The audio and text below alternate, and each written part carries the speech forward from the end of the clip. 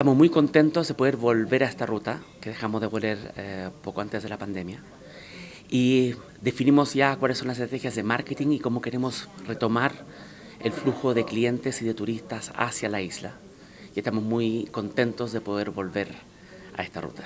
Lo bueno de nuestra red, de la red LATAM, es que nuestro hub de Lima, que es la ruta en la que servimos Aruba, tenemos feeder de todo Sudamérica.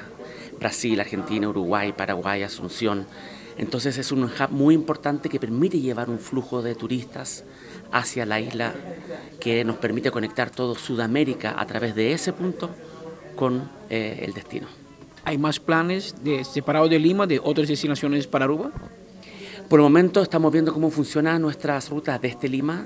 Actualmente tenemos 3 rutas, o sea, 3 frecuencias semanales, los días jueves, sábados y domingos. Y en la medida que veamos que estamos avanzando y creciendo en el flujo de clientes, obviamente vamos a estar evaluando aumentar la frecuencia desde Lima o eventualmente también buscar otros destinos dependiendo de dónde vienen los flujos. Año 2023 ha sido un año de recuperación muy importante.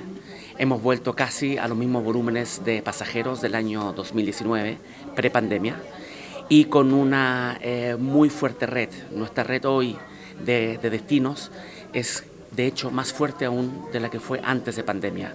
Estamos estrenando nuestro JV con Delta, que conecta Latinoamérica con Estados Unidos de forma muy fuerte. Y también hemos retomado vuelos hacia Johannesburgo.